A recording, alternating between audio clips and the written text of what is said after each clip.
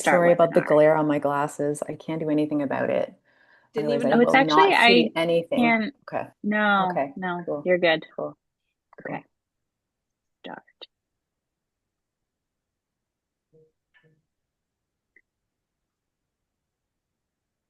Hello, everyone. I don't know if everyone can hear me, but I hope so. Thank you so much for joining us tonight to celebrate the virtual launch of Julie M. Green's Motherness, which just came out today with ECW Press. My name is Claire, and I work at ECW Press on the publicity team. So I'm just going to explain how things are going to go down. I'm going to introduce our two speakers for the evening, Julie M. Green and Jen Sookfong Lee. And then Jen and Julie will have a bit of a discussion. Julie will then do a short reading from the book, followed by a bit more of a discussion between Jen and Julie. We'll then open it up to the audience for a Q&A. Please feel free to type questions in the Q&A box at any time during the discussion, and we'll make sure that they get answered at the right time. And everything should be wrapped up by about 8 p.m. So without further ado, let me introduce you to our two speakers for the evening. Jen Sookfong Lee was born and raised in Vancouver's East Side, and she now lives with her son in North Burnaby. Her memoir, Superfan, How Pop Culture Broke My Heart, was a finalist for the 2024 Forest of Reading Evergreen Book Award and the City of Vancouver Book Award, named a Best Book of 2023 by the Globe and Mail and Apple Books Canada, and was a Today Show recommended read. She's also the author of The Conjoined, which was nominated for International Dublin Literary Award and a finalist for the Ethel Wilson Fiction Prize. The Better Mother, a finalist for the City of Vancouver Book Award. The End of East, The Shadow List, and Finding Home. Her novel, The Hunger We Pass Down, just came out earlier this month. Jen acquires and edits for ECW Press, and she is the editor of Julie's book, Motherness. Julie M. Green is a Kingston-based writer whose work has been featured in the Washington Post, HuffPost, the Globe and Mail, Today's Parent, and Chatelaine. She has appeared on CTV, BBC Radio, SiriusXM, and CBC Radio. She writes The Autistic Mom on Substack. For more information, visit juliemgreen.ca. Welcome, Julie and Jen. Thank Hello. you. Thank you, Claire. Hello. Claire Thank is the you. publicity genius for ECW and for this book. So the interesting thing, Julie, do you remember sending Motherness to me or to ECW? Do you remember that? Oh How yeah. did that feel? I I was laughing at, yeah, when you think going down memory lane, I was like, I think I really pestered you, but we can talk more about that later. I was like, I want to work with her because I just, not only are we the same age, we have a child around the same age. Yeah. Um, you are a well-established author. You're also a memoirist, so you ha really have this like very intimate understanding of, yeah, I was just like, I gotta work with her. Gotta work with her. You know what's so funny, Julie? And like we'll get into the questions in a second, but like Mm, I don't know if you knew this or if anyone knows this, but I actually have like a past of like working on and writing like books about parenting and disability and different different needs like autism. So like it had been funny when I went came to ECW, I was like, you know, do I want to continue that work?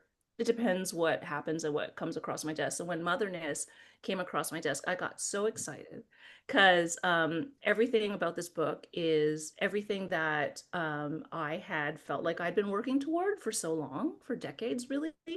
And your writing voice is so fresh and so funny, and with such a disarming clarity, actually. That when I read it, I felt like it was so warm and generous and like accessible to so many different people, so many different readers who were going to come to this. So it was perfect. You're perfect. I want to tell people a little bit about Motherness in case some of you don't know. It is a memoir about Julie's experience parenting a child with autism. And then when Julie's son is, after he's been diagnosed, she herself gets diagnosed with autism as an adult. As far as I know, and Julie can correct me if I'm wrong, this is the first book I think ever where the parent and child are both autistic. There are a lot of like books by parents who are not autistic, parenting a child with autism. And I am really, really proud of this book for being the trailblazer that it is for exploring that experience in seeing your child develop in a certain way and then reflecting on your past also. It's really touching, really beautiful. Um, why don't you tell us, Julie, how you got the idea to write it and like what inspired you to tell what is actually quite a personal story. So that takes a lot of chutzpah. I'm just saying. Yeah, so as you said, I think the only book that I could pinpoint is Catherine May's first book, which is a memoir about like walking this path and realizing she's autistic. And she's a mom, but she really sort of skirts around. She doesn't really talk very much about it's more about her discovery that she's autistic. She her son and her husband are kind of there on the periphery. So to my mind, at least I have not read any book that really gets into kind of what mine does and sort of layers and looks at, his how my son's autism presents and with mine and all this. I think how it came about was like I've always been the sort of person who processes things through writing. So whether it's really bad poetry as a teenager or, journal writing, I find people confusing, obviously, and situations confusing. So naturally, when I was diagnosed, I took to writing. I think this is the experience of probably anyone who's been diagnosed with either like ADHD or autism later in life. You have this moment where you just do all this looking in the rear view mirror and you're looking at all these things that have this collection of scenes that have happened to you through life. And you're like, and every now and then something will just go, oh, you'll have this epiphany and go, oh, so that's what that was about. That's what happened with that relationship. Um, and as I was, I guess, through processing all of that, it occurred to me that, this is not my situation is hardly unique and it's hardly an anomaly. And like, because I didn't see any books out there like that, I thought I should write it. Um, I'm glad that's what you you did. do. That's what you do. But I mean, it's like you can attest, memoir is really weird because you're balancing this idea with taking some really personal stuff that's happened to you and kind of out like just overriding that discomfort because you're turning something private into something public, but you're doing it in order to hopefully have other people see themselves, kind of the greater good. But you do have this moment where, oh my God, what have I done? Or I did anyway, but I'm like, no, no, it's fine. And that's pretty much what happened, I guess. But Yeah. I had already written so much about parenting, and I was a staff writer, and I'd been writing about like even long before I was diagnosed. I've been writing about autism, just in no way to do with myself. Of course not. So I felt like I had already kind of done a lot of the groundwork in terms of thinking how things were with my son.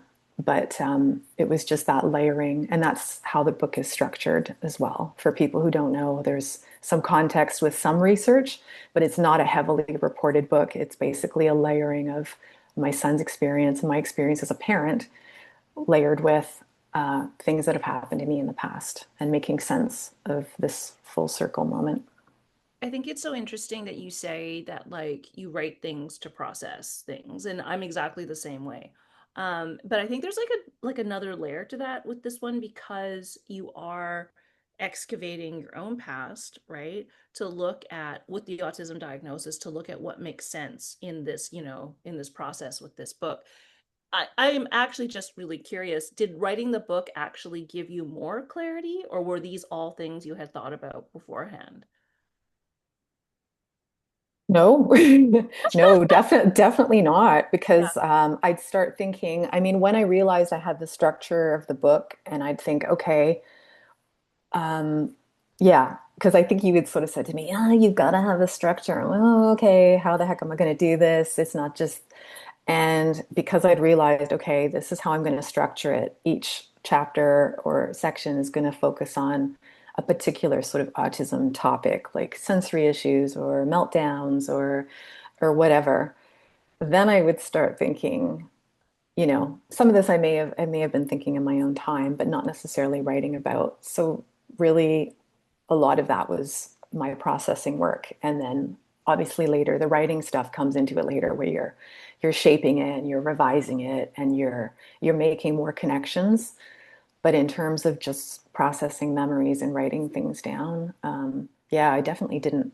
It definitely was the cart before the horse thing. I definitely didn't. I definitely did not have it all. Maybe people think that way. Who knows? Do neurotypical people think that way? Some do, maybe. No. I have no idea. Anyway, it's not how I work. I would say well, let's say for me personally, like writing the book applies a sort of like clarity, helps you apply a Mm, clarity to things in your life as opposed to you bringing that to it. yeah, I think often we come to the books with a sense of like chaos and mess, and we're not really sure yeah. how that's going to shake out in the writing, but also we're never sure how that's going to shake out like psychologically either, which what a roller coaster ride a writing Mm. career is. Well, Great. and how boring would it be if you already knew, if you were already fully enlightened and you sat down and you knew everything? I mean, even fiction writers, a lot of fiction writers, I don't know about you, don't even do that because they think, well, how No. boring. I want to figure it out as I go along because I want to be entertained and I want the dots to sort of Yeah. connect as I'm doing it. Yeah. So, You want to be bored when you sit down at your mm. laptop? I don't think so. Well, you did mention like the book is structured that so that your son's experiences and your experiences are kind of running parallel like train tracks. And there's a lot of sort of um things that you write that you experiences that are similar and experiences that are quite different. So were you ever surprised at like how similar your experiences with your child's were, or in, conversely, how different they were also? Yeah, I'm still surprised at times, honestly, and this is why it took me just a crazy amount of time to finally clue in, like 10 years basically, from the time my son was diagnosed till the time I was diagnosed, which is kind of bonkers. Um, but that's why, because I was always on the fence. I was like, well, um, we're so different. And then, but every now and then I'd be, oh boy, you're just like mom. We'd have the same, back then at least, we really had the same sensory issues that didn't seem to bother other people. And I was like, well, I was really like that as a kid, and I can only still wear certain clothes, certain shoes, certain whatever. And we'd both be covering our ears. It was like, oh, okay. Both like crushing anxiety, perfectionism. We'd both completely fall apart at the slightest change in routine, which is a little bit worse because I'm supposed to be grown up. But anyway, um, but on the flip side, it didn't add up for me because of what everybody is told about how what autism looks like. And my son very much fit that bill. He looked like your kind of typical little autistic boy. He did line things up and he liked trains for a while. But and he'd have epic meltdowns and he struggled with regulating at school. And I thought, well, I was like straight A student. I was very quiet. I didn't have, I had occasional maybe meltdowns if they were recognized as that. It was more seen like she's flipping out because she's not getting her way. But mostly I would internalize everything and I had a whole childhood of just being violently ill all the time because I was overwhelmed and stressed by different things that I nobody understood or realized at the time. It was just, oh, she's sick again. So the picture looked quite different. And he really struggled for a long time to make any friends.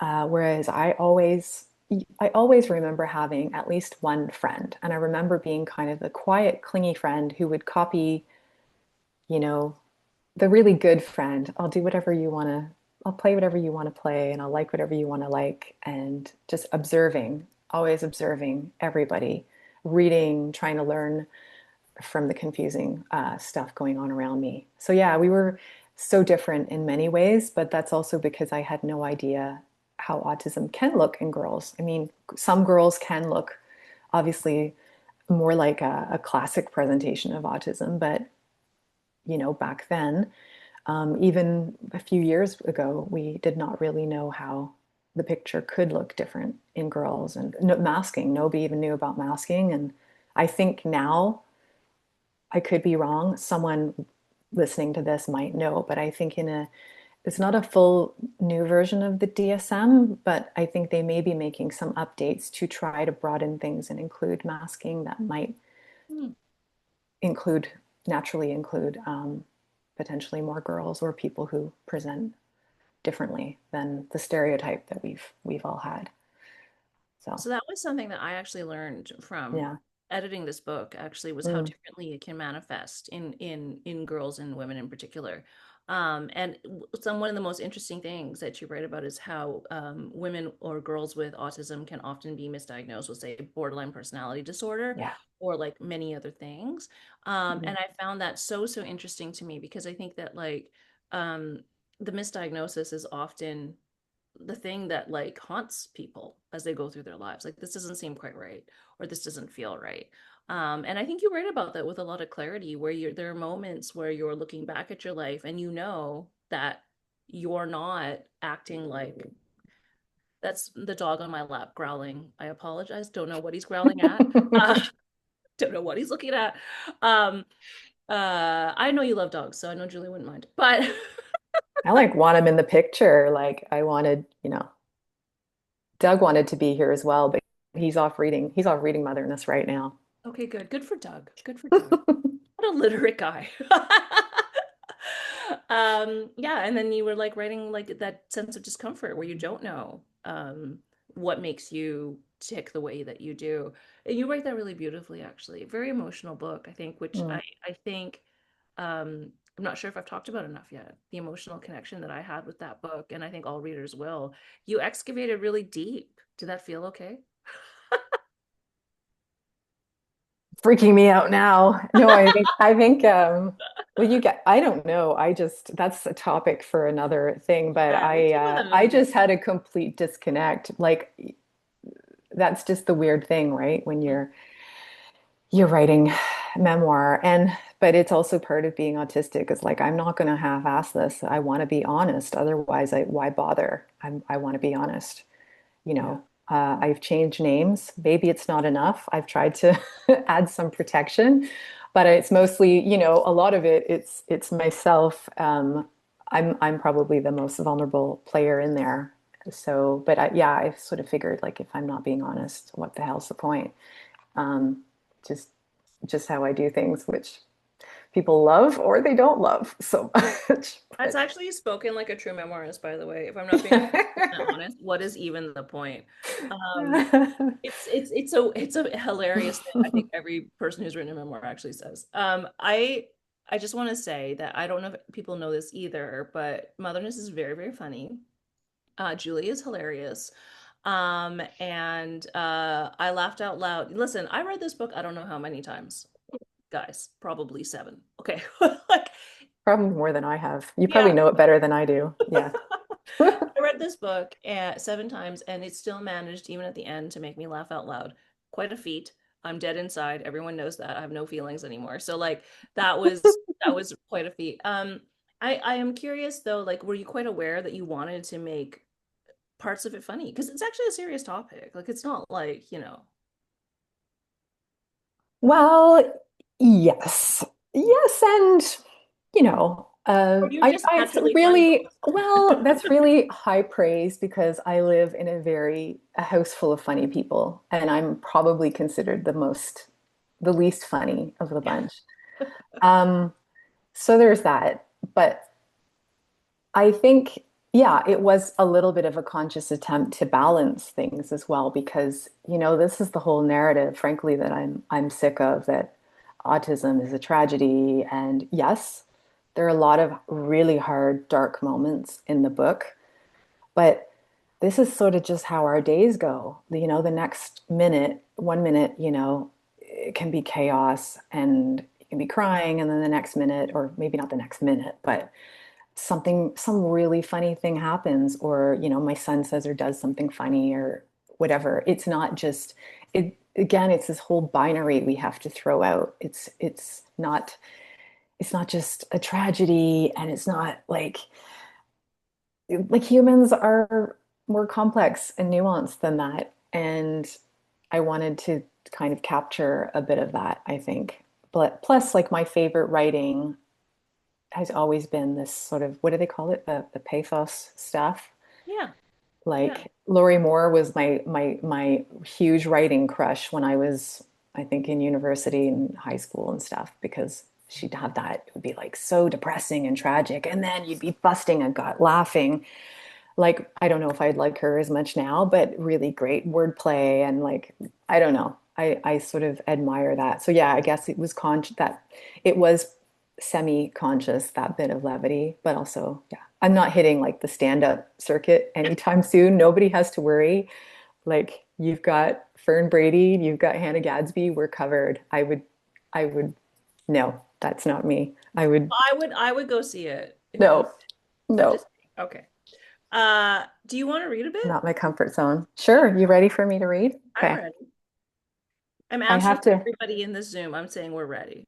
I get to put on my granny glasses, We or love I shouldn't granny say, class. there were no, my Bono glasses actually instead. Those are And really cool. I forgot that they have a tint because most of the time I'm very sensitive to light, except it's nighttime here, but I'm still gonna, anyway. No, they're cool. If you're wearing Okay. like tinted glasses at night, that makes you extra cool. I'm very rock star author here. Ha ha ha. Okay. So, well, for the some of you may have already read this because it's the prologue, so I apologize if it's not brand new to you, but it really is setting the stage for the rest of the book. So here we are. So, like son, like mother, a prologue. 44 years. That's how long you wait to hear the words that will change your life. How do you feel? A voice reaches through the computer screen. The man seems flimsy in 2D, unreal, a hologram, a virtual man. Because the world is in the grip of a pandemic, your appointment is via video call, which suits you fine. Better than fine. In fact, you prefer it. You run a hand through your prematurely graying hair, once, twice, a nervous habit you've had for as long as you can remember. I don't know, you tell him. It's the truth. You don't know what you feel at that moment. You rarely do. That's the problem, or at least part of it.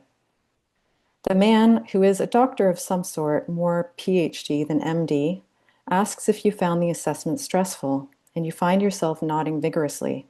3 hours of direct observation and standardized testing, followed by a thorough personal and medical history. Afterwards, you had crawled into bed, utterly spent even though it was only mid-morning. It was almost comical, the degree of exhaustion you had felt. After all, you had not performed a triathlon, you had not pieced together strings of code or analyzed data on spreadsheets. All you had done was sit at a desk and talk to a panel of doctors. All you had done was list the steps involved in brushing your teeth and describe what was happening in a picture book without words. In other words, child's play. When they asked you to make up a story using random household objects, you stared at the pen and plastic cup in front of you, your mind hollow as a tree. Seconds stretched into minutes. You swiveled in the office chair and wrung your hands together under the desk. You wondered why, if it was located in the cavity of your chest, you could feel your heart booming inside your head. It was all you could do to stay in the room. You're autistic, the doctor says now. Impossible. I can't be on the spectrum, is your first thought. I'm not Rain Man, Sheldon Cooper, or even Temple Grandin. You have no visible quirks, well, none that you know of, and you couldn't care less about planes, trains, or automobiles. You've never sat through a single Marvel movie, and you'd rather have root canal than attend Comic-Con. No offense to those who are into those things. Autism is a spectrum, not a stereotype, after all. And if anyone should know that, it's you, having spent the last 12 years raising a child on the spectrum. The doctor ends the call, and for a long time you sit staring at the blank computer screen. Random scenes flash before you in your mind's eye. A brown-haired child in a strange bed, tossing and whimpering in the dark. A young girl with her nose in the book, absorbing every word on the page while the world around her slips away. a teenager picking at the skin around her cuticles until pearls of blood appear, and older now, in an ivory gown with ornate roses stitched to the bodice, smiling at the tall man with pale blue eyes standing beside her. Cut to another scene, her naked in a jacuzzi-sized pool, reaching into the claret water and fishing out a baby, pressing his small, writhing body to her chest. And later still, curled on the closet floor, her hair grayed at the temples, rocking and dog panting in the dim light. It's hard to believe these girls and women are the same person, but they are all iterations of people you have been. Like a cat, you've had 9 lives, or at least 9 personas. Maybe, it occurs to you, this is what autism is. When I eventually tell my son about the assessment, he shakes his head. You can't have autism, Carson says. I don't have his kind of autism, he means, and he's right. My kind of autism is another garden variety altogether. Apples and oranges may both be classified as fruit, but that's where the similarities end. There is no more comparing a 12-year-old boy with a 44-year-old woman. And yet, I feel certain that if plotted on a Venn diagram, our respective autisms would intersect. For one, we share the same hypersensitivity to smell, sound, and touch. We agree that genes are made of sandpaper, clothing tags are razors. We are both highly anxious. Whereas Carson tends toward dramatic explosions, I can usually feign composure only to implode later in the privacy of my own home, or else I hold it in for so long that I get sick. Faking it, I realize that's what I've been doing my entire life. Armed with this new twist, my script begs to be rewritten. Entire plot lines and characters that previously didn't make sense now shine with clarity. I'm not alone. In recent years, countless adults have experienced a similar epiphany on the back of their child's autism diagnosis. The apple doesn't fall far, etc. It's something that professor and autism researcher Simon Baron-Cohen describes as a phenomenon. Contrary to popular belief, it's not that there are suddenly more autists in the world. There are simply more of us being diagnosed, particularly those who were previously overlooked: girls, adults, and racialized people. 40 years ago, only those with significant or intensive support needs were likely to be identified as autistic. Today's net has been cast much wider. Awareness has spread, diagnostic criteria have improved and expanded, and need to expand more. So, how do I feel? Relieved, angry, sad, afraid, overwhelmed? I feel like Dorothy waking up from a dream I could have sworn was real. 3 words, and suddenly everything, absolutely everything, makes sense. You are autistic. Thank you, Julie. That's lovely. What a lovely reading. Um, See, everybody, this is why I love this book. Love it. Um, so I'm curious because we touched a little bit about this earlier about what kind of books have been written about autism. And the literature, I mean, there's a lot of autistic sort of themed literature out there. What kind of stories or books would you like to see people write in the future? Or, it could be you writing them, or it could be other people. Well, like, I don't know, maybe I've made a start. I know I was conscious I know some of the things I was writing about aren't really even talked about enough in our community, like, destructive, when there's aggressive or destructive behaviors and, medication, different things. And as I say in the book, we don't talk about them. And if they're not written about in books, it has the effect of making parents feel so isolated and so ashamed. And I know I did.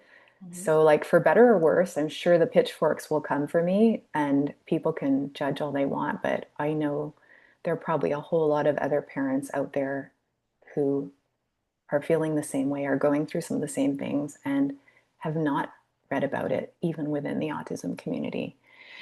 So, that for a start, like, I hope that more stories definitely um, need to emerge. But it's kind of touching on the point I made earlier about just more nuanced, honest, and balanced stories. You know, autism isn't a, it's not just savants and superpowers and it's like so awesome. I've got my cape on under this, but nor is it like the cross that parents have to bear and the tragedy that, unfortunately some rhetoric seems to be making a comeback. But, it's not those two things. It's human experience and there's a whole lot. It's very complex. So it's not good or bad, it just is.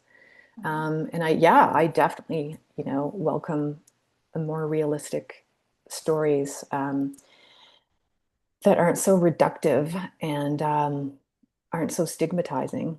Mhm. Yeah. I think that nuance is something that's missing just in the world in general.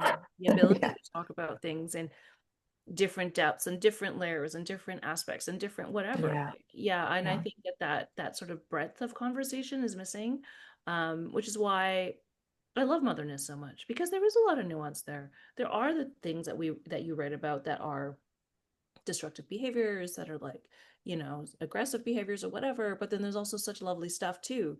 Like it's not, you're exactly right, it's not all bad and it's not all good, it just is. And that's like what's so lovely and I think really speaks to the radical acceptance part of of your book. um I've been so curious about this. I'm not sure if I've ever asked you this, but how does your son feel about Motherness? Did you ever run anything past him? I mean, I've written a memoir and I ran nothing past my child, so like I shouldn't, I'm not judging in any way. But like it's a real fine Mm, line, when you're writing about family and you are writing about his experiences too, right? Like so yeah. yeah, you don't want them to be mad at you at like Thanksgiving dinner, you know what I mean? It's so, you know what? It's so tough. And I know this is something that memoirists really grapple with. So I forget at what stage I actually said to him, you know what? Mom wants to write about this. Like, how do you feel? And he was fully on board because he wants to help people. He knew I was going to change his name and he was cool with that. And he actually read different parts, but not as a complete picture. And he has not read it cover to cover. So he read, yeah, certain chapters of it. And I don't know, kind of thought it was cool, I guess, because he's like the main, it's like a character in a storybook. But I am worried because, some of the more difficult things, I'm like, will he have, I mean, he's a very intelligent kid, but will he have the capacity to really, again, understand because it's still framed from my perspective? And, there's ableism in it. There are difficult times. I did not do everything perfectly. Mhm. Hard to believe, I know, but you know, no, but I'm sort of there is that worry, like how will he really interpret that as a whole? And he part of me is like, well, I'm sort of hoping maybe he holds on to read some of the more difficult things and hoping as every time he's maturing so much, that I have no doubt like he will process and understand that. But he was on board with it. So frankly, when the copies arrived, this was pretty funny. He picked it up, he like looked at the picture and he's like, his face kind of lit up. And then he hasn't touched it. He's like, yeah, that's cool. So in typical teenage style, like, oh yeah, that's cool, but I'll go back and hang with my friends because it's not really that interesting. So it's good. It's like put you back in your box, mom. So Yeah. what? Yeah. That's Um, yeah. a very teenage Very. reaction. And I should just say, if anyone's listening who has read the book or will be confused later, at the time, there is my son for time was non-binary and is no longer is actually going by he, him now, which I don't want people to think that I am ignoring his requests and his preferences for pronouns and everything. I just wanted to cover that because I think it may be confusing and I don't want people to think I'm being a jerk. I I, think we actually went through this in the editing too, because we had to, right? I think I asked yeah, you. Yeah, it was like, yeah, yeah. yeah.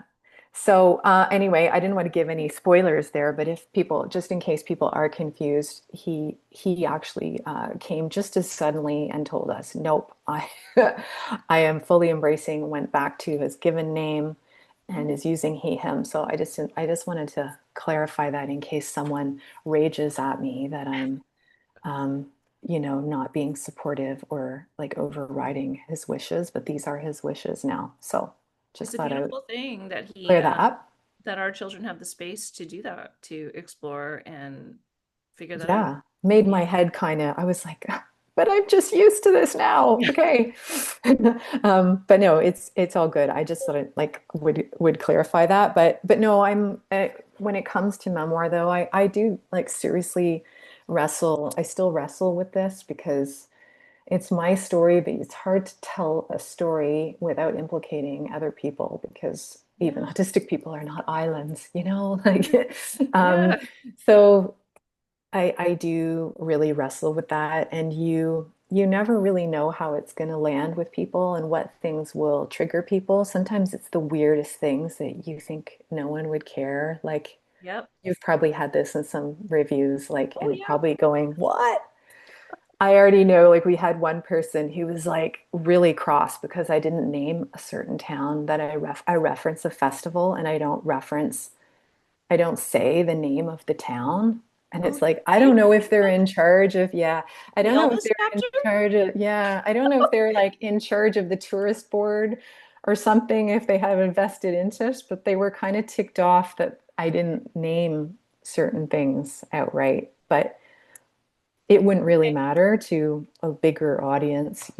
But anyway, you just never really know what's things you think might upset people end up not upsetting them, and it's strange. But you ultimately are always weighing like the discomfort you feel on a personal level with kind of the importance of sharing your experience to make it bigger than you, Yeah. hopefully. I think that's the dream of the person who writes memoir, right? Like I think like we want to write a very specific story in the hopes that people will relate to it and be able to transpose whatever it is that they've experienced and make those connections. And I will say, like, generally the people who love you most aren't upset. Generally. That I didn't name the location of Yeah, the the town festival. of the It's Elvis Festival. Collingwood, everyone. It's Collingwood, Ontario. A lot of people will still have no idea or care where it is. Just know that there's an Elvis festival, or there used to be. I don't know if it's still going on. Anyway, I'll have you know, in the course of the editing, I did not fact check that. So I it did back then. That's all I'll say. I have the photos. I have the photos to prove it, but I can't share them. we're revealing everything tonight. I didn't fact check the Elvis Festival anyway. You're Um, fired. yeah, oh my gosh. You were talking about reviews, and like one of the really interesting things that has happened over the course that we've been, working on Motherness and stuff, and since we've had copies out there in the world and early review copies, is that I've seen really lovely reviews from many women who were diagnosed with autism sort of later in life and are also parents of autistic children. And they've been really touching. I mean, Julie, you've seen them. And did you think that it would touch people so closely? Because they really felt like you were writing for them. That's what they seem to feel like. Yeah, like you say, I think that's the hope, but you absolutely have no idea. And like very naively, probably because this is my first book. So I don't know how this goes. But you're doing this really solitary thing, which, I love it. I'm in my little hole, little hovel, and you're writing all these words, and there is this disconnect that you're forgetting. Okay, at some point, all these other people scattered around are going to be in their little rooms reading your words. And those were, it's going to be there's some weird disconnect for me that for some reason, it took a while for that to drop until you're actually reading reviews and you're like, oh, wow. So no, I was kind of staggered by that. I mean, I hope that's like the overwhelming feeling. And I mean, I get it. There'll be people who throw it across the room and we're like, this is not for me, and that's fair because everybody's entitled. But yeah, I hope a lot of people do see themselves and maybe in a way that they haven't in other books, other autism books or out there. Yeah, I do think that, like, I should say that I think that Motherness is really like relatable to anyone who's been interested in neurodivergence, who's been interested in parenting, who's been interested in the idea. So this is something like you mentioned before, like a lot of people do get diagnosed with autism, but also ADHD later in life. And I think a lot of people get diagnosed with a number of things later in life. And then, the past sort of makes sense to them.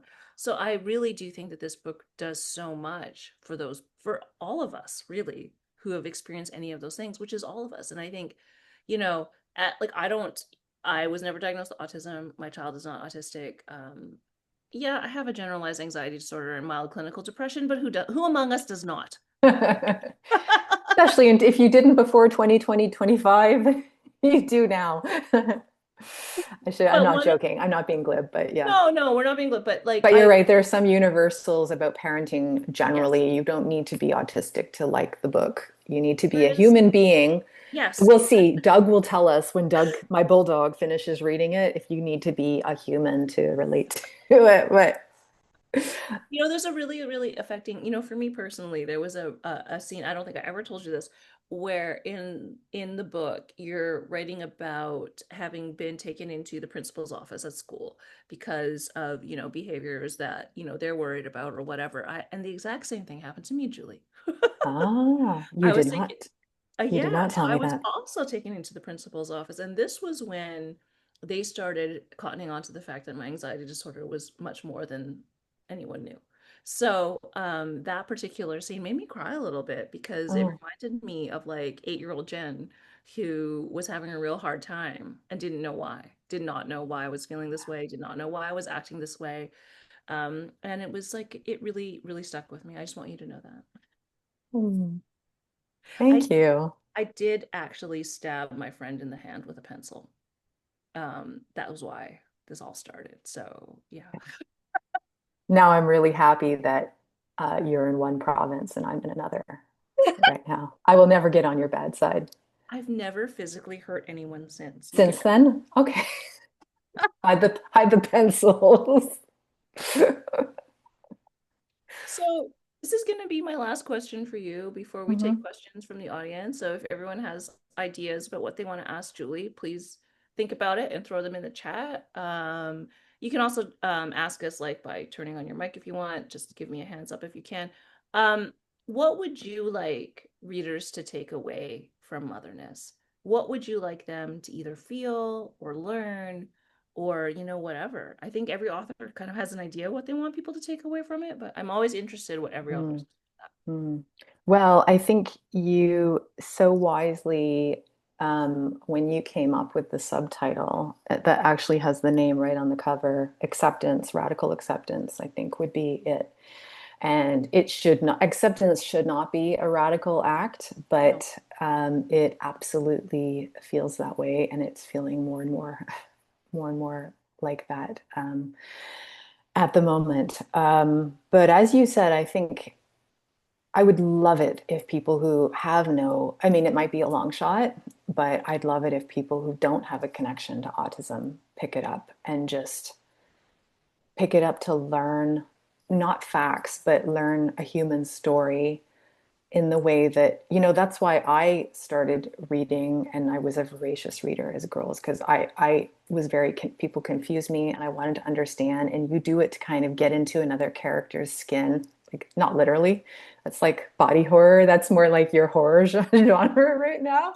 But that's why we read, so we can develop an understanding and empathy for other people. At least I wanted to understand people. So for me, it was like a guide to understanding things. But I would hope that people who aren't directly affected, who don't already live this, like it's important for them too, to, as we said, to feel seen and to not feel so shamed and all of that. But I think on the flip side of that, it would be really awesome if people who don't know this world get a chance to experience and understand it. Yeah. I love that. Yeah, That makes me so happy that you said yeah, that. I think like the acceptance part of it is so key. Um, yeah, for everyone and yeah, for neurodivergent people who are neurodivergent in particular. So I love that, especially this day and age.